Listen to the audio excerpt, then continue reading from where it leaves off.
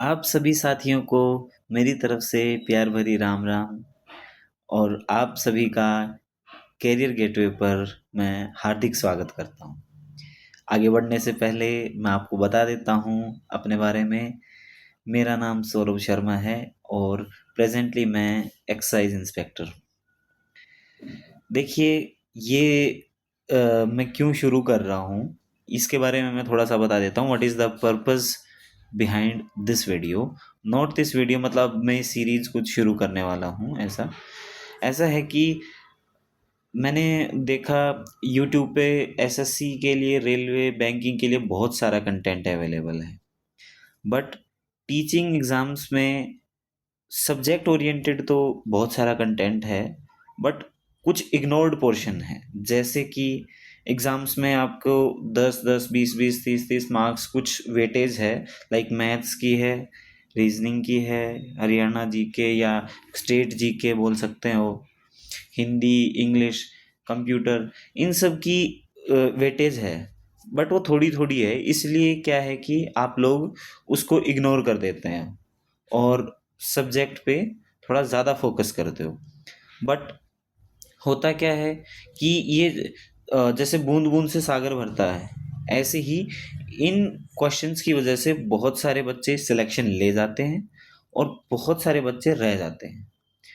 तो मैं चाहता हूँ कि छोटे थोड़ी सी मेहनत में आपको बहुत ज़्यादा फ़ायदा हो, इसीलिए मैं इस चीज़ की शुरुआत कर रहा हूँ। बाकी जैसे जैसे हम आगे बढ़ेंगे इस बारे में मैं और बताऊंगा आपको। लेकिन अभी मैं आपका ज़्यादा टाइम वेस्ट नहीं करूँगा। आज मैं जो लेटेस्ट अभी जुलाई एंड में एस्टेट का एग्ज़ाम हुआ था, उसमें जो पीजीटी का एग्ज़ाम हुआ था, तो कॉमन जो एक पेपर है लाइक मैथ्स, रीजनिंग वगैरह, कॉमन सा जो एग्ज़ाम आया था, उसमें अभी इस वीडियो में मैं मैथ्स का पार्ट ले रहा हूँ। 10 क्वेश्चन आए थे, तो उसमें 10 के 10 क्वेश्चंस में आपको देखने को बहुत कुछ मिलेगा। अभी सबसे इम्पोर्टेंट क्या है कि हर एक क्वेश्चन में आपको ध्यान देना है। नोट्स चाहें तो नोट्स भी बना सकते हैं, ठीक है। नोट मैं तो रिकमेंड यही करूँगा कि नोट्स ज़रूर बनाएं, ठीक है। वो आपको बाद में याद करने में हेल्प मिलेगी, ठीक है। चलिए फर्स्ट क्वेश्चन से शुरू करते हैं। धीरे धीरे हमारा रिदम बनेगा, आपका भी बनेगा साथ के साथ, और हम ज़रूर कुछ अच्छा करेंगे, ठीक है। तो सबसे पहला क्वेश्चन ये है, मैं आपके लिए थोड़ा सा जूम कर देता हूँ, उसके बाद हम फिर क्वेश्चन पे चलेंगे। अच्छा, एक चीज़ और, मैं इंग्लिश में पढ़ूंगा तो आप हिंदी में आराम से समझ लेंगे। मुझे लगता है कि आजकल जो भी बच्चा तैयारी कर रहा है उसका इतना तो स्टैंडर्ड होगा कि अगर हम इंग्लिश में पढ़ रहे हैं तो हिंदी में समझ जाए, और हिंदी में पढ़ रहे हैं तो इंग्लिश में समझ जाए। सो प्लीज़ इस चीज़ के लिए स्पेसिफिक मत होना कि भाई मैं हिंदी में कराऊँ या इंग्लिश में कराऊँ। सो प्लीज़ इस चीज़ के लिए थोड़ा सा कोऑपरेट करना, ठीक है। तो चलो पहला क्वेश्चन है कि a square and an equilateral triangle are inscribed in a circle. If A and B denote the lengths of their side respectively, then which of the following is true? देखो भाई, अब सीधी सिंपल सी बात, देखो मैंने है ना पहले से ही लिख के रखा है, ठीक है, ये कि भाई कौन कौन से फॉर्मूला यूज होने वाले हैं। अब सबसे इम्पोर्टेंट कि जो जो फॉर्मूला यूज होने वाले हैं वो यहाँ है। पहले तो हम क्वेश्चन को समझते हैं, क्वेश्चन है क्या। भाई एक सर्कल है, ठीक है, और सर्कल में ही क्या है, दो चीजें हैं। अगर आप हिंदी में पढ़ोगे तो आपको अच्छे से समझ में आ जाएगा कि मैं क्या बात कर रहा हूँ। दो चीजें हैं, ये स्क्वायर है, थोड़ा सा खराब बन गया बट नो प्रॉब्लम, ये स्क्वायर है, और उसी में ही एक इक्विलेटरल ट्राइंगल है। मैं दूसरे कलर से बना देता हूँ आपके लिए, थोड़ा इजी रहेगा। इक्विलेटरल ट्राइंगल है, ठीक है। अब इन दोनों की साइड्स दे रखी है। इक्विलेटरल ट्राइंगल की साइड है बी। इक्विलेटरल ट्राइंगल समबाहु त्रिभुज जिसकी तीनों भुजाएं समान होती हैं, ऐसे ही वर्ग उसकी चारों भुजाएं समान होती हैं। तो और वर्ग की कितनी दी हुई हैं, वर्ग की दी हुई हैं, दी हुई है साइड ए। अब देखो मैं इन दोनों को अलग कर लेता हूँ। दोनों को अलग करने का रीजन क्या है अभी देखते जाओ। अभी देखो ये है, मैं क्या करता हूँ कि मैंने स्क्वायर अलग बना लिया। अब ये सेंटर ऑफ द सर्कल है। अब हमें बताया हुआ है कि भाई उन ए और बी के बीच में क्या रिलेशन है। अब इन दोनों में कौन सी ऐसी चीज है, देखो ये सर्कल है, सर्कल में कौन सी ऐसी चीज है, देखो रेडियस ही ऐसी चीज है जो दोनों में इक्वल है। ठीक है, अगर मान लो मैं इस वाले पोर्शन को देखूं सेंटर से यहाँ तक, ये एक आर, मतलब इसकी रेडियस मान ली मैंने, यहाँ भी आर है, और जब स्क्वायर है, स्क्वायर का कोना है ये यहाँ पे, तो यहाँ तक भी आर ही है। अब दोनों चीज़ों में कॉमन चीज़ यही है, इसीलिए हम क्या करेंगे, आर के रिस्पेक्ट में चलेंगे और बाद में इक्वल कर देंगे। ठीक है, अब मैं थोड़ा सा फास्ट चलता हूँ। अब देखो जो ये है आर, अब इस साइड की वैल्यू दी है ए। अब मान लो ये पूरी ए है, तो ये a/2 नहीं हो जाएगी, और जब ये a/2 हो जाएगी तो आप देखेंगे कि मैंने ये परपेंडिकुलर डाला हुआ है, यहाँ पे परपेंडिकुलर डाला, इसका मतलब जैसे लंब डाला बोलते हैं, ये डाला, तो ये वाली साइड है ए है, तो ये वाली a/2 हो जाएगी। अब मैं इसमें r निकालूं, तो आप देखो यहाँ पे मैंने फॉर्मूला लिखा हुआ है, पाइथागोरस थ्योरम नाम से आप जानते भी होंगे, कि भी हाइपोटेन्यूज यहाँ पे क्या है, r का square is equal to perpendicular का स्क्वायर, दिस इज परपेंडिकुलर, ठीक है, इसका स्क्वायर प्लस बेस का स्क्वायर, बेस क्या है a/2, ये दोनों सेम है इस केस में, तो ये हो जाएगा। अब R square is equal to कितना हो गया, 2 × a² / 4। ठीक है, अब मैंने इससे काट दिया। अब आर की वैल्यू आ गई भाई a/√2, वैसे तो प्लस माइनस a/√2 आएगी, लेकिन लेंथ की फॉर्म में चल रहे तो हम पॉजिटिव लेंगे, यहाँ से हमारी आर ये निकल के आई। अब देखते जाओ, दूसरा मैं लेता हूं आपका ट्रायंगल। अब मैंने क्या करा, इसमें ट्रायंगल मतलब त्रिभुज ले लिया भाई, समबाहु त्रिभुज, बी इसकी वैल्यू है। अब देखो मैंने एक फॉर्मूला लिखा है, इक्विलेटरल ट्रायंगल के लिए हाइट का फॉर्मूला ये होता है। ठीक है, हाइट क्या मतलब है, √3/2। हाइट कौन सी होती है, हाइट होती है ये परपेंडिकुलर डालें, इसको हम हाइट बोलते हैं। अब ये हम क्यों निकाल रहे हैं, इसके पीछे रीजन ये है कि देखो सेंटर पे पड़ेगा, ठीक है, सेंटर यहाँ कहीं पड़ेगा, और सेंटर से यहाँ तक की दूरी, यहाँ तक की दूरी ये आर है हमारा। आप ध्यान से देखोगे तो सेंटर से वहां तक आर है, और हमें यही निकालना है। तो अगर ये हाइट पे पड़ रहा है तो हम पहले हाइट क्यों ना निकालें। तो इससे हमें पता चला कि जो हम पी परपेंडिकुलर से डिनोट कर रहा हूँ, तो ये परपेंडिकुलर या हाइट बोले तो √3/2 ए मतलब साइड ऑफ द ट्राइंगल यहाँ पे, लेकिन साइड ऑफ द ट्राइंगल है बी। ठीक है, ये आ गया, लेकिन अभी हमें आर चाहिए। तो एक चीज और याद रखना, वो मैं यहाँ पे थोड़ा सा कर देता हूँ स्पेसिफाई। जो ये वाला पोर्शन है ना, ये यहाँ से यहाँ तक 2 होता है, और यहाँ से लेके यहाँ तक 1 होता है, तो 2:1 में डिवाइड होता है। ठीक है, 2:1 में, ये याद रखना। तो अब मैं अगर इस पूरे के फॉर्म में मतलब इसको चेंज करूं तो कैसे लिख सकता हूं मैं लिख सकता हूं √3/2 b इंटू, देखो हमें 2 पोर्शन चाहिए, टोटल कितना है 3। अब इससे हमारा क्या निकल के आया, 2 से 2 गया, और ये √3 से यहाँ पे गया तो b/√3 आ गया। अब देखो मैंने दोनों में से निकाला, यहाँ से r निकाला, यहाँ से भी r निकाला। अब मैं इनको इक्वेट कर सकता हूँ कि a/√2 is equal to b/√3। अब a और b में हमने वो निकालना है रिलेशन, तो √3a is equal to √2b। अब मैं दोनों तरफ स्क्वायर कर दूंगा आफ्टर स्क्वेयरिंग, तो 3a² is equal to 2b²।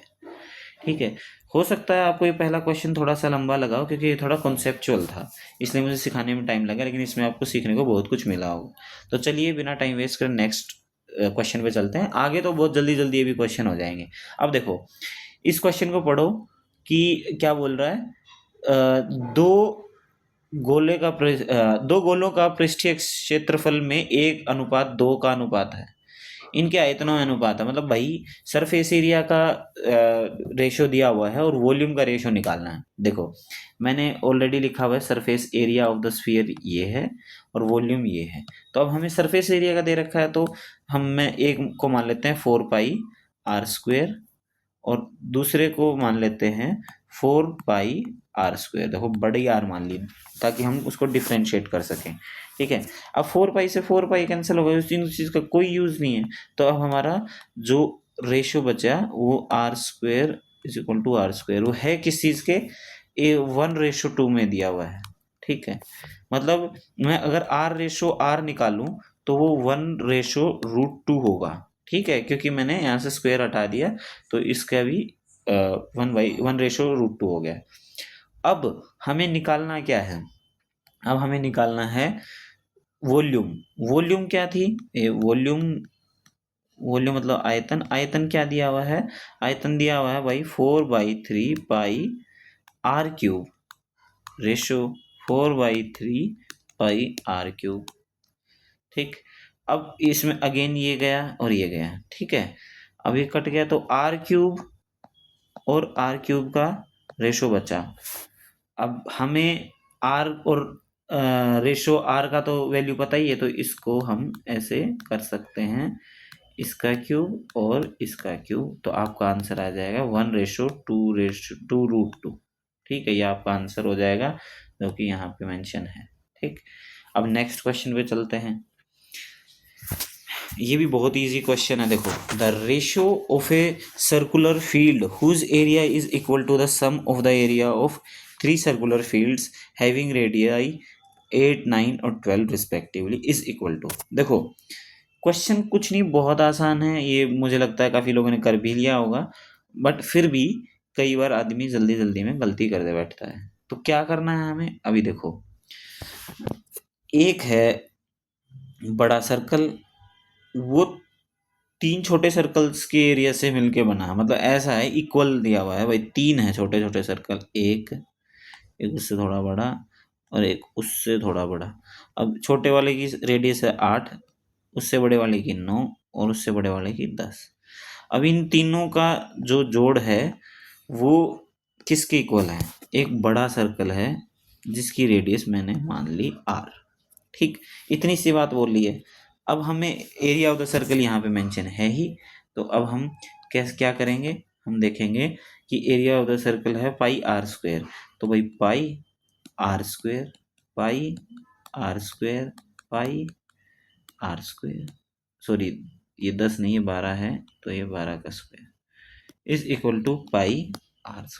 अब देख रहे हो कि आप पाई दोनों जगह कॉमन है, तो इसलिए हम कैंसल आउट कर सकते हैं पाई को। अब 8 का स्क्वायर 64, 9 का स्क्वायर 81 और 12 का स्क्वायर 144 और r²। अब ये कितना हो गया, 4 1 5 और 4 9 और 6 8 14 और 4 18 और 289। तो r² 289 और तो r है प्लस माइनस 17, तो मतलब 17 सेंटीमीटर, या जो भी है मीटर में दिया हुआ है तो मीटर। तो यहाँ पे आपका 17 आंसर आ जाएगा। ठीक है, अब नेक्स्ट क्वेश्चन पे चलते हैं। अब देखिए नेक्स्ट क्वेश्चन में आपका सिंपल इंटरेस्ट और कंपाउंड इंटरेस्ट का कॉन्सेप्ट है। अब इनको आप लिख के रखिए ताकि जब भी आपका एग्जाम आए तो सिर्फ आप उसको पढ़ें। आपके क्वेश्चन मतलब लास्ट में बहुत सारे नोट्स इकट्ठा हो जाएंगे जो कि बिल्कुल लास्ट मोमेंट पे आदमी को रिवीजन में हेल्प करते हैं। ठीक है, अभी देखो the difference between the compound interest and simple interest on a certain amount at 5% per annum for 2 years is 15 rupees 15। The principal amount is equal to, भाई इसमें ये कह रहा है कि भाई 5% की दर से 2 साल के बाद चक्रवर्ती ब्याज और साधारण ब्याज में 15 रुपए का अंतर है, तो मूलधन कितना है था। मतलब अब देखो मैंने यहाँ पे मेंशन किया हुआ है कि भाई 5% को हम क्या लिख सकते हैं, 1/20। देखो मैं इसको एक करने के बहुत सारे तरीके हैं। एक तरीका है मतलब मैं यही बताना चाहता हूँ, बेस्ट तरीका है आपका ट्री मेथड। ट्री भाई पेड़ बनाना, पेड़ कैसे बनाना, एग्जैक्टली पेड़ नहीं बनाना, लेकिन उस तरीके से शाखाएं बनाते हुए चलना है। 2 साल है तो उसमें देखना कैसे है, फॉर 2 years ट्री मेथड लगाएंगे फॉर 2 years वाले में। अब देखो भाई आपको जब भी ऐसा क्वेश्चन आ जाए ट्री बनाना हो, तो जो परसेंटेज है, जो रेट दे रखी है, रेट को आप ऐसे रेशियो में चेंज कर लो। और रेशियो में चेंज करने के बाद जो ये डिनोमिनेटर में है, जो भी डिनोमिनेटर में है, उसका जितने साल के लिए दिया हुआ है उतना ही उसका पावर कर दो। लाइक यहाँ पे कितना दिया हुआ है, यहाँ पे दिया हुआ है आपको 2 साल के लिए, तो 20 का मैं दो मतलब पावर 2 कर दूंगा। तो 20 की पावर 2 करूंगा तो कितना हो जाएगा, 400। अब मैं अपना मूलधन मान के चल रहा हूँ 400, ये प्रिंसिपल मान के चल रहा हूँ मूलधन। तो अब मैं 400 पे ट्री लगाऊंगा। कैसे लगाऊंगा देखो, अब फर्स्ट ईयर 5% की दर से लगा, तो 5% को मैं लिख सकता हूँ 1/20। देखो सामने आपके लिखा हुआ है। अब 1/20 करूंगा 400 का तो कितना होगा, 20। ये तो फर्स्ट ईयर है, ठीक है। और सेकेंड ईयर क्या है, फिर 5% ब्याज लगेगा 1/20, तो ये कितना होगा, 20। अब हमेशा याद रखना, सिंपल इंटरेस्ट, एक सेकेंड, सिंपल इंटरेस्ट हमेशा इक्वल रहता है, हमेशा इक्वल रहता है। ये मैं कितने भी साल चला जाऊं, यहाँ पे 3 4 5, ये 20 ही रहेगा। लेकिन जब सीआई है, सीआई मतलब कंपाउंड चक्रवृद्धि ब्याज की बात है, तो वो आपको पता ही है, ब्याज के ऊपर ब्याज लगता है, इसीलिए उसकी वैल्यू बढ़ जाती है। अब देखो यहाँ पे पहले साल तो, अच्छा हाँ, ये इंपॉर्टेंट चीज है, for first year SI is equal to CI। भाई हर केस में पहले साल जो ब्याज होगा वो सिंपल इंटरेस्ट मतलब साधारण ब्याज और चक्रवृद्धि ब्याज बराबर होंगे। क्यों होंगे, क्योंकि कोई ब्याज ऑलरेडी था ही नहीं जिसपे ब्याज के ऊपर ब्याज लगे, पहले तो सिर्फ मूलधन ही था, इसलिए दोनों सेम होते हैं। लेकिन दूसरे साल, अब देखो दूसरे साल क्या होगा, एक, चलो दूसरे साल भाई इस पे फिर 5% ब्याज लगा 20 के ऊपर, तो कितना होगा, 1। अच्छा अब आपको देख के ये चीज़ पता चल गई हो कि मैंने यहाँ पे 20 का स्क्वायर क्यों किया। अरे 20 का स्क्वायर इसलिए किया ताकि यहाँ पे पूरी की पूरी संख्याएं आए, मतलब पॉइंटों में ना जाए, आपकी इस कैलकुलेशन ईजी हो। ठीक है। अब देखो जो ये लाइन है, ये लाइन है, अरे आ क्यों नहीं रही, ये लाइन है, लाइन के ऊपर साधारण ब्याज रहेगा, नीचे डिफरेंस रहेगा। ठीक है। अब चलो मैं आपको पूरा करके दिखा देता हूँ। सिंपल इंटरेस्ट क्या हो गया, सिंपल इंटरेस्ट हो गया आपका SI इज इक्वल टू 20 + 20 40। और कंपाउंड इंटरेस्ट क्या हो गया, 20 + 20 + 1 41। आप वैसे भी इसमें डिफरेंस कर सकते हैं, इन दोनों में डिफरेंस कितना आ गया, इन दोनों में डिफरेंस आ गया 1। ठीक है। लेकिन मैं वैसे बताऊं कि आपको कभी भी डिफरेंस की बात हो तो एक लाइन ऐसे पहली वाले के ऊपर लगा देना, और उसके नीचे जो भी बचेगा वो सारा CI और SI में डिफरेंस होगा उतने साल का। तो यहाँ पे 1 आ गया। अब हमें क्या वैल्यू दी हुई है, हमें डिफरेंस दिया हुआ है, हमें उसका अंतर दिया हुआ है, तो 1 है, जो ये 1 है उसकी वैल्यू कितनी दी हुई है भाई, 15। और हमें निकालनी कितने की है भाई, 400, क्योंकि हमने यहाँ पे प्रिंसिपल कितना माना था, 400। तो 400 गुणा 15 मतलब 6000 आपका आंसर होगा। यहाँ पे 6000 कहाँ है, आप देखो थर्ड ऑप्शन। ठीक है भाई, थर्ड ऑप्शन। अब देखो नेक्स्ट क्वेश्चन, नेक्स्ट क्वेश्चन में क्या है भाई, 5290 रुपए के लिए A, B और C तीनों ने मिलके काम पूरा किया, और A, B ने मिलके पूरे काम का 19/23 भाग पूरा किया, और बाकी बचा काम किसने किया होगा, सी ने किया होगा। तो अब सी को कितने पैसे मिलने चाहिए, ये क्वेश्चन है। ठीक है। इसके लिए भाई ये कॉन्सेप्ट है कि भाई वेज मतलब पैसे, मेहनताना, मेहनताना उतना ही मिलता है जितना आप काम करोगे। ये तो सिंपल सी है, यूनिवर्सल ट्रूथ है। ठीक है। तो यहाँ पे अब हम देखते हैं कि भाई टोटल काम, अब टोटल वर्क कितना है। अब आप यहाँ पे ध्यान से देखोगे कि भाई ए और बी ने मिलके कितना काम किया, 19/23। या तो हम ये बोल दें कि भाई सी ने कितना किया, 5/23। या फिर हम ये बोल दें भाई टोटल वर्क 23 था, ए और ए और बी ने ए और बी ने कितना किया 19 और सी ने किया भाई 5। ठीक है, हम ऐसा भी कर सकते हैं। तो अब हमसे पूछा है सी के बारे में। अब सी के बारे में पूछा है तो भाई सी ने 5 काम किया है। ठीक है, अब वेजेस मैंने लिखा है कि भाई total amount of work done by a person, तो टोटल अमाउंट कितना हो गया 23। और यहाँ पे वेज कितने मिले उनको दोनों को, सब तीनों को मिलके टोटल वेज मिले 5290। अगर 23 की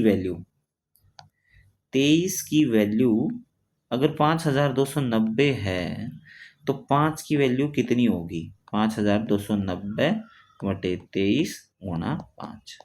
अब मैं 23 से इसको डिवाइड करूं तो भाई 23 दूनी 46, 6 बावन 23 या 69, ये आ गया 23 पंजा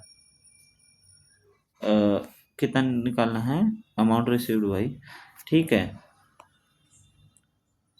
5 तो ये 15, चलो ये ज़्यादा हो गया भाई, गलत कर दिया। 23 दूनी 46, 23 या 69, 5290।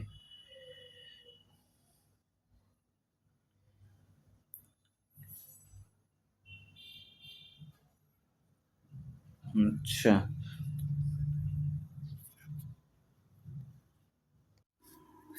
देख लो इतनी देर से आप देख रहे हो कि क्या गड़बड़ हो रही है। गड़बड़ ये हो रही है कि भाई ये 4 होना चाहिए, 4 होना चाहिए।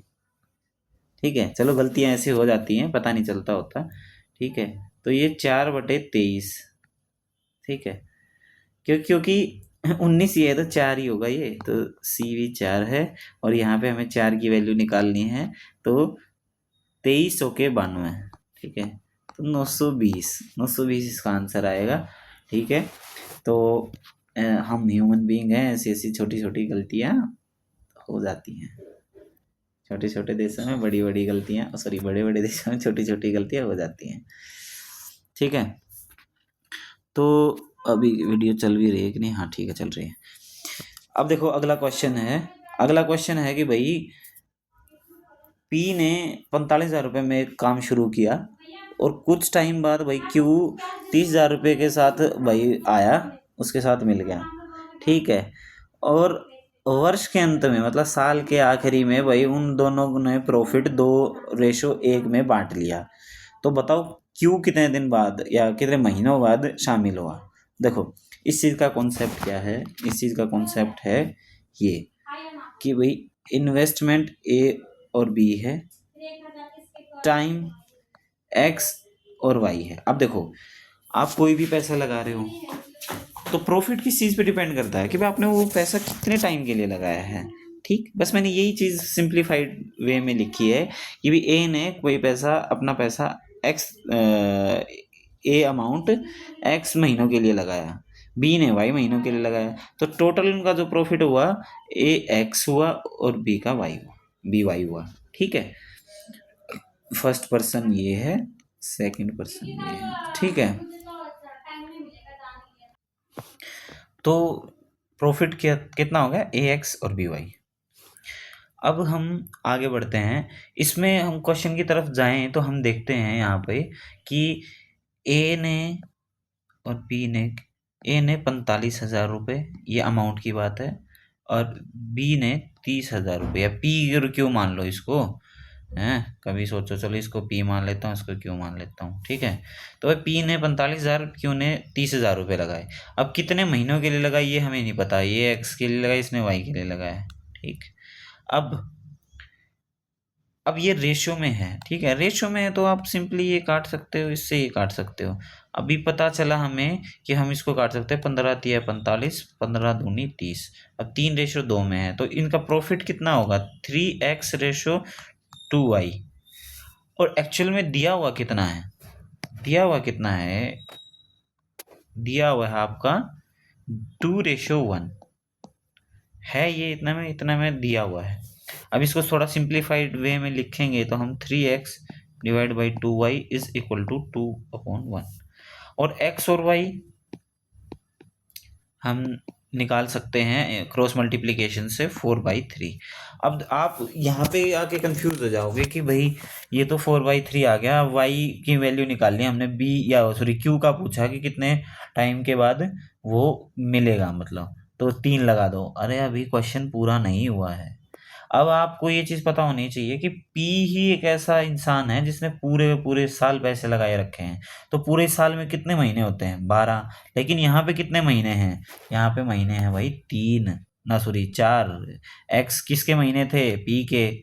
और यहाँ पे उसके 12 महीने करने के लिए 3 से गुना करनी पड़ेगी। अगर ऊपर से 3 से करी तो नीचे भी 3 से करनी पड़ेगी। ऊपर 12 महीने हुए तो नीचे कितने महीने हुए? 9। और नीचे 9 महीने हुए, मतलब क्यू ने 9 महीनों के लिए पैसा लगाया।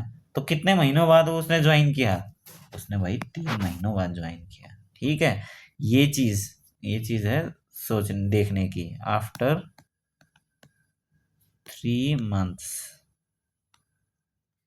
ओके, ये वाला क्वेश्चन तो बहुत आसान है, इसमें कोई कॉन्सेप्ट नहीं है, सीधा अपना प्रोसीड करते रहना और आप आंसर आ जाएगा। ठीक है, अब देखो इसमें क्या करना है भाई। 2880 है, उसको पूर्ण वर्ग बनाने के लिए सबसे छोटी कौन सी संख्या से विभाजित करना है? अब डिवाइड करना है। अब डिवाइड करना है, कौन सी ऐसी संख्या होनी चाहिए 2 3 4 5 में से जिससे ये पूर्ण वर्ग बन जाए? इसको हम क्या करेंगे, सिंप्लीफाइड वे में लिख लेंगे। छोटे से छोटा करना है हमने। अब कैसे है? अब फर्दर हम चलेंगे भाई। 10 को कैसे लिख सकते हैं हम? 5 × 2। इसको कैसे लिख सकते हैं? अब देखो भाई, इस हमें पता है 2 से करेंगे तो चलो थोड़ा ज़्यादा लंबा पड़ जाएगा, लेकिन अगर हमें 4 का कॉन्सेप्ट पता है, डिविजिबिलिटी रूल पता है कि आखिरी के 2 डिजिट किसी भी संख्या के अगर 4 से डिवाइड होता है तो वो संख्या भी 4 से डिवाइड होती है। तो यहाँ पे ये 4 से हो रहे हैं क्योंकि 8 और 8 है तो डेफिनेटली 4 से डिवाइड होगा। तो 4 सत्ता 28, 4 दूनी 8, और कितने से डिवाइड हो रहा है? 4 से। ठीक है, अब देखो यहाँ पे 4 को हम कैसे लिख सकते हैं? 2 की पावर 2, क्योंकि हमें छोटे से छोटे में जाना है। अब इसको हम कैसे लिख सकते हैं? 8 × 9। अब फर्दर एक लेयर पे जाऊं तो 8 को हम कैसे लिख सकते हैं? 2 की पावर 3। और 9 को लिख सकता हूँ 3 की पावर 2। अब देखो हमारे पास जो चीज़ निकल के आई वो क्या आई है? इधर तो ये आई, इधर ये आई और इधर ये आई। अब इनको हम कलेक्टिवली लिख लेते हैं। कलेक्टिवली लिख लेंगे तो क्या बनेगा? 2 की पावर 3। देखो मल्टीप्लिकेशन में होते हैं सारे, मल्टीप्लिकेशन में, यहाँ पे मल्टीप्लिकेशन है, यहाँ पे मल्टीप्लिकेशन है, तो सारे मल्टीप्लिकेशन में है तो पावर्स जुड़ जाती हैं। अब यहाँ पे 2 की पावर 3 है, ठीक है, प्लस 2 की पावर यहाँ 2 है, प्लस यहाँ 2 की पावर 1 है, ठीक है, गुणा में 3 की पावर सिर्फ 2 ही है और 5 की पावर 1 ही है। अब 2 की पावर 6, 3 की पावर 2 और 5 की पावर 1। आपको ये चीज़ पता होना चाहिए, अगर किसी भी संख्या की पावर एक सम संख्या है तो वो एक परफेक्ट स्क्वायर बनाती है। ठीक है, सम संख्या मतलब भाई इवन नंबर है, 6 इवन नंबर है, 2 इवन नंबर है। अब कौन सी ऐसी संख्या है जहाँ पे इवन नंबर उसकी पावर नहीं है? तो वो है 5। अब हमारे पास क्वेश्चन अभी तो डिविजिबिलिटी का है, अगर हम 5 से डिवाइड कर देंगे तो भाई ये कंप्लीट स्क्वायर बन जाएगा। लेकिन अगर मल्टीप्लिकेशन पे आता तो क्या आंसर होता? तो भी आंसर हमारा 5 ही होता है कि हम भाई 5 से गुणा करेंगे तो 5 की पावर हो जाएगी 2 और तब जाके एक कंप्लीट स्क्वायर बन जाएगा। तो यहाँ पे हमारा आंसर क्या होना चाहिए? 5। बहुत ही आसान क्वेश्चन था।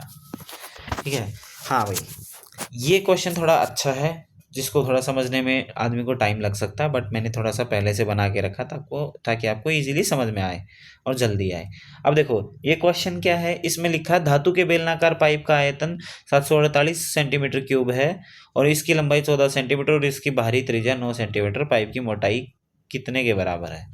अब देखो पाइप ऐसा है, ठीक है, आपको पाइप ऐसा आपको पता होगा कि अंदर से ये होलो होता है। होलो मतलब खोखला सा होता है। यहाँ पे देखो ये खोखला है। अब मैंने क्या करा, पाइप का ये वाला एरिया है ना, ये वाला एरिया, इसको इस तरीके से दिखाया ताकि हमें पता चल जाए कि वेट है, जो वॉल्यूम है वो किस चीज़ की वजह से है।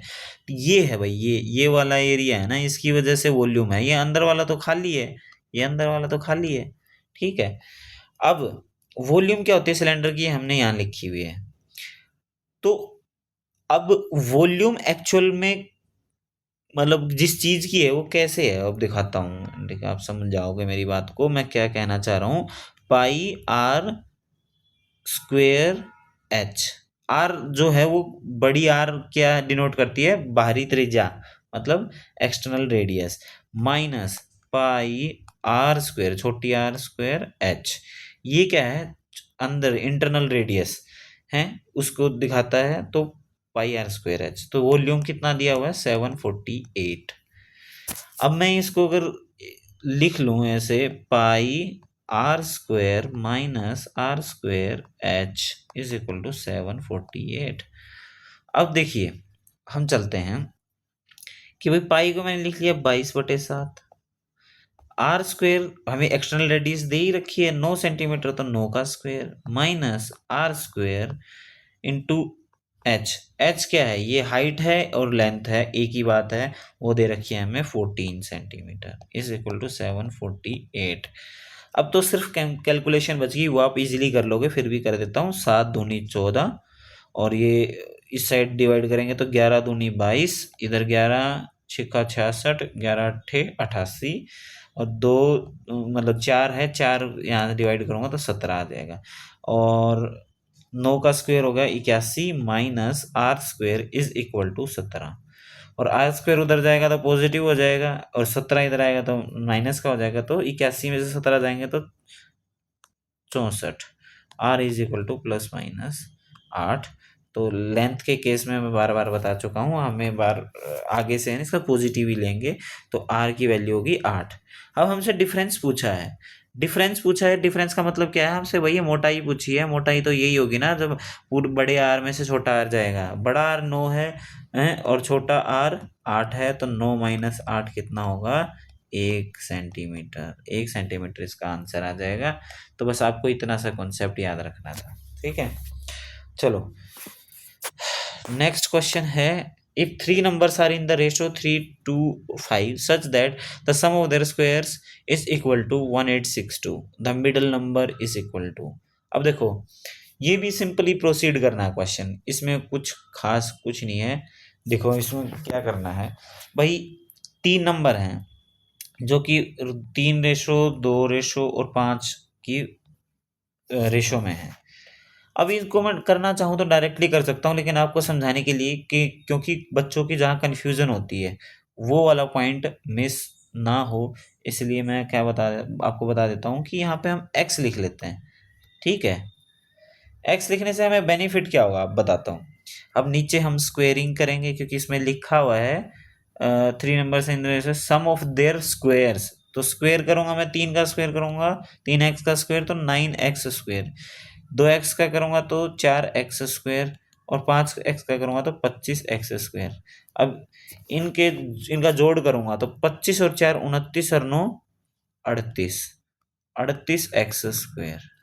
अब यहाँ पे 38x² की वैल्यू दी हुई है 1862।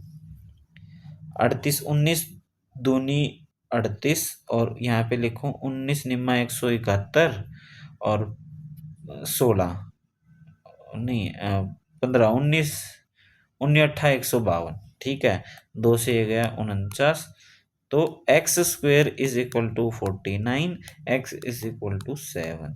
अब x की वैल्यू आ गई 7। अब हमसे मिडिल नंबर पूछा, मिडिल नंबर कौन सा है ये, तो मिडिल नंबर हो गया भाई, मिडिल नंबर है 2×7 = 14, ठीक, ये आपका आंसर है।